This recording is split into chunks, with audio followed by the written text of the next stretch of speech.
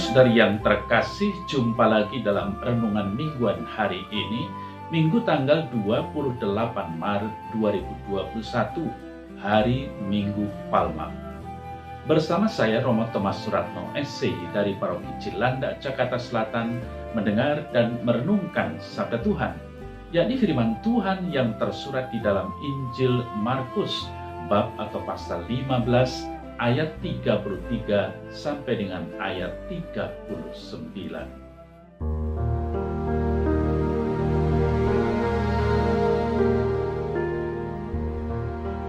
Pada jam 12 kegelapan meliputi seluruh daerah itu dan berlangsung sampai jam 3. Dan pada jam 3 berserulah Yesus dengan suara nyaring, "Eloi, Eloi, lama sabachthani," yang artinya, "Allahku, Allahku, mengapa engkau meninggalkan aku?"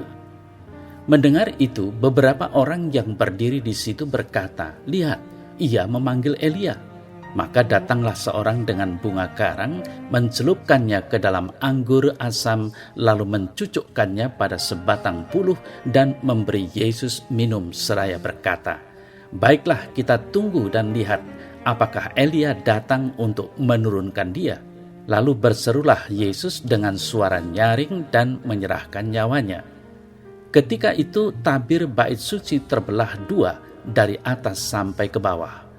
Waktu kepala pasukan yang berdiri berhadapan dengan Yesus melihat matinya demikian, berkatalah ia, "Sungguh orang ini adalah Anak Allah."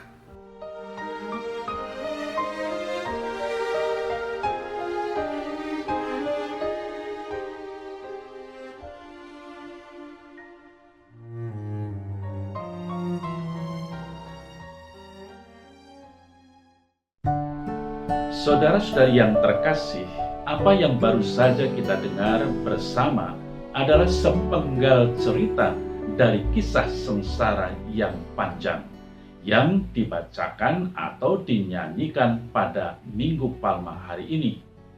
Pada hari Minggu Palma, biasanya kita berduyun-duyun datang ke gereja dengan membawa daun-daun palma, lalu menyanyikan seruan lagu, "Yerusalem, Yerusalem, lihatlah rajamu."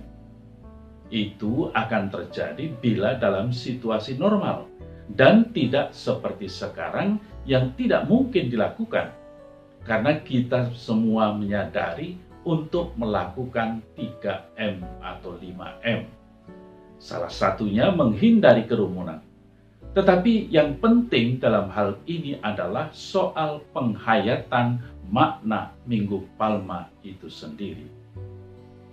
Saudara-saudara yang terkasih, Santo Andreas dari Kreta dalam khotbahnya di hari Minggu Palma mengatakan, "Saat kita memperingati langkah kita ke Bukit Zaitun, mari menyongsong Kristus yang hari ini kembali dari Betania dan atas kehendaknya sendiri bergegas menuju sengsaranya yang terberkati, yang melaluinya ia menggenapi misteri keselamatan umat manusia." Saudara-saudara yang terkasih, Yesus meninggalkan Betania di fajar pagi hari. Banyak pengikutnya telah mengikuti dia sejak malam sebelumnya. Sejumlah di antara mereka adalah orang-orang yang mengikuti dia setelah melihat mukjizatnya membangkitkan Lazarus dari kematiannya. Bersama mereka, Yesus mengambil jalan ke Yerusalem lewat Bukit Zaitun, tempat di mana ia dapat melihat kota Yerusalem dari atas bukit. Sementara itu, orang-orang membuat prosesi penyambutan rombongan Yesus. Konon katanya terdapat atau ada kebiasaan bahwa orang-orang menyambut kelompok peziarah yang datang dengan jumlah besar. Tuhan Yesus tidak menolak penyambutan itu. Saudara-saudari yang terkasih, sebagaimana kita dengar dalam warta Injil yang pertama, sebelum perarakan, Yesus memilih mengendarai keledai menuju Yerusalem. Ketika mereka telah sampai di dekat kota, orang-orang banyak yang mengikuti Yesus berseru dengan sukacita dan memuji Tuhan. untuk segala perbuatan besar yang dikerjakan Yesus yang telah mereka lihat. Orang-orang menggelar selimut sebagai alas duduk bagi Yesus, dan yang lain meletakkan pakaian mereka di tanah sebagai karpet untuk dilaluinya.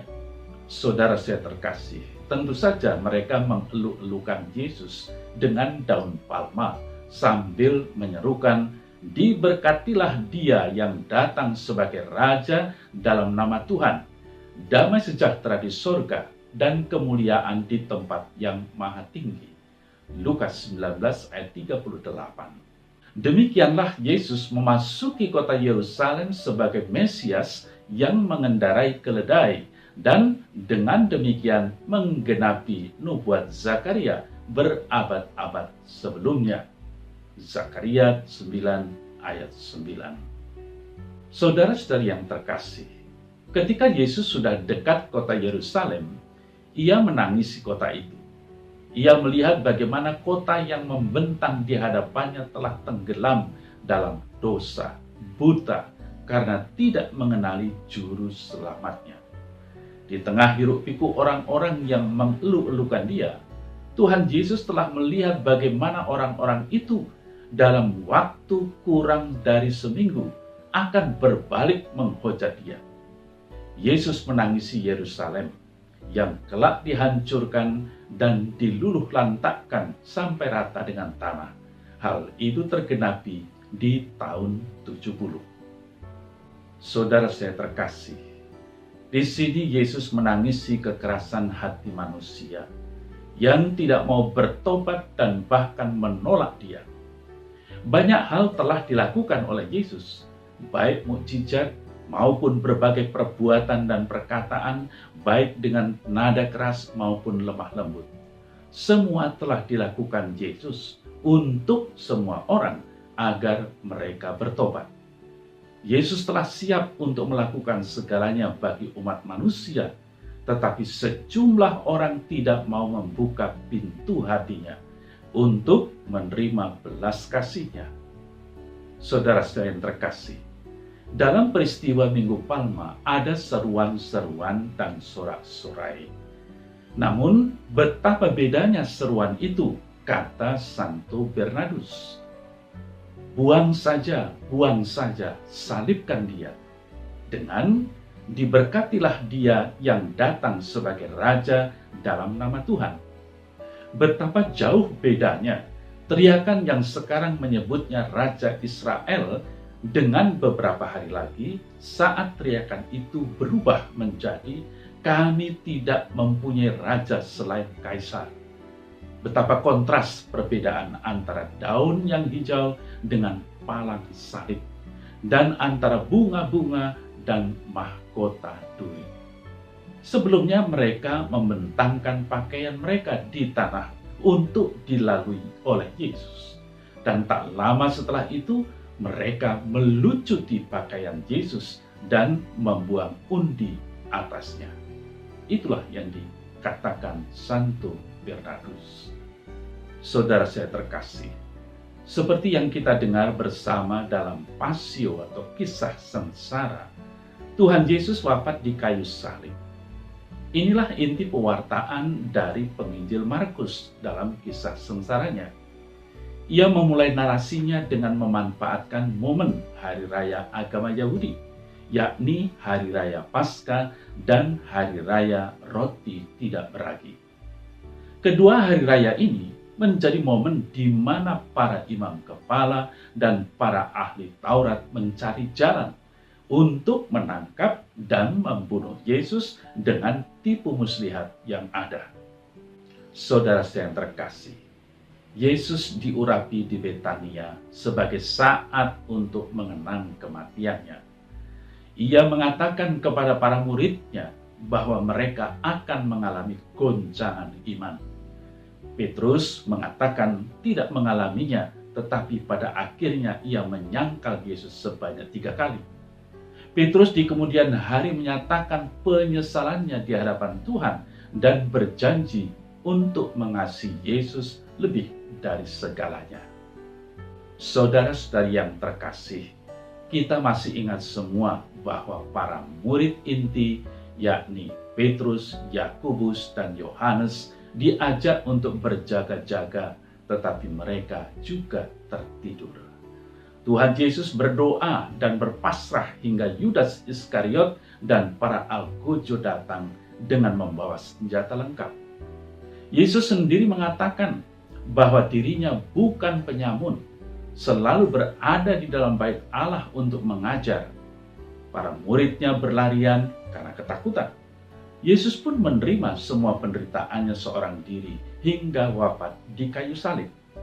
Dan pada akhirnya, seperti yang kita dengar tadi, waktu kepala pasukan yang berdiri berhadapan dengan Yesus melihat matinya demikian, berkatalah ia, sungguh orang ini adalah anak Allah.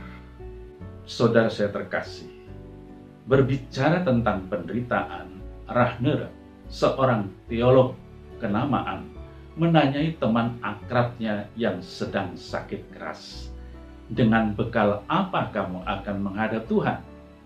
Jawab temannya, saya belum tahu. Tetapi boleh aku bertanya, mengapa di dunia ini selalu ada penderitaan? Jawab sang teolog, penderitaan itu seperti sebuah gua dengan tulisan belum diselidiki. Dengan kata lain, penuh misteri. Nah, saudara-saudari yang terkasih, hamba Tuhan dalam Yesaya 50 ayat 4-7 yang kita dengar sebagai bacaan pertama pada bagian ibadat sabda dalam misa kudus hari ini mengalami penderitaan sebagai seorang murid. Ciri khas seorang murid itu kan taat pada gurunya. Ketika harus menderita, dia tidak memberontak. Baginya penderitaan adalah bagian dari ketaatannya kepada Allah, maka tidak akan sia-sia bila ia harus menderita. Saudara saya terkasih, semangat hamba Tuhan ini menjadi sempurna dalam diri Tuhan kita Yesus Kristus. Kerinduan Tuhan Yesus adalah taat kepada Bapaknya dan mencintai manusia secara total agar manusia selamat. Dia tidak menginginkan penderitaan, tetapi kalau harus menderita, dia rela menanggungnya. Ia berdoa, ya Bapa, tidak ada yang mustahil bagimu. Ambillah cawan ini dariku. Tetapi janganlah apa yang aku kehendaki, melainkan apa yang engkau kehendaki. Saudara saya terkasih, penderitaan adalah bagian hidup manusia. Tak seorang pun bisa luput dari penderitaan. Sejak lahir kita sudah menderita. Penderitaan adalah pemurnian cinta sejati dan tanda ketaatan kita kepada Allah. Bersama Kristus, penderitaan mengantar kita pada keselamatan. Pada hari ini kita diajak memandang Yesus, Raja kita yang bertahta di atas salib, kayu yang kasar itu. Dialah Raja yang lemah lembut dan rendah hati. Ia masuk ke dalam kota Yerusalem dengan menunggangi keledai muda. Saudara saya terkasih, Dia adalah Raja damai. Mengendarai keledai simbol kedamaian untuk masuk ke dalam kota damai Yerusalem. Dialah hamba Yahweh yang menderita seorang diri untuk menyelamatkan kita semua. Dialah yang tidak menganggap dirinya sebagai anak Allah karena rela merendahkan diri menjadi manusia dan tinggal bersama dengan kita. Cinta kasih Kristus menyelamatkan kita semua. Saudara-saudari yang terkasih, di hari Minggu Palma ini, mari kita memeriksa batin kita. Adakah kita berbuat serupa dengan orang-orang itu? Sebab di setiap misa kita pun mendaraskan doa kudus, kudus, kuduslah Tuhan. Diberkatilah yang datang dalam nama Tuhan. Terpujilah engkau di sorga. Namun dengan mulut yang sama kita menyakiti dia.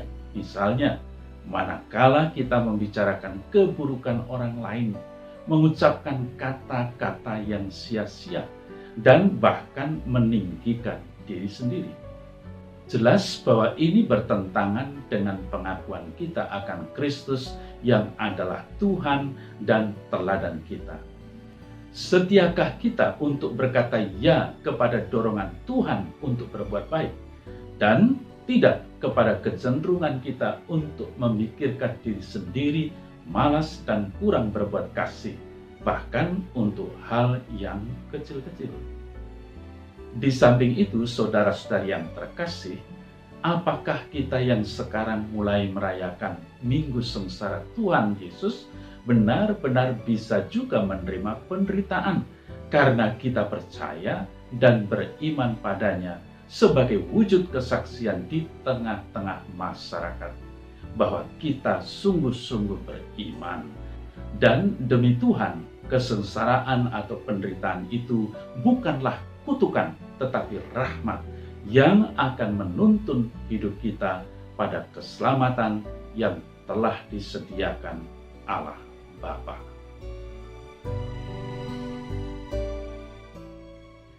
Dalam nama Bapa dan Putra dan Roh Kudus. Amin. Ya Tuhan, bantulah aku untuk tidak mudah berubah setia.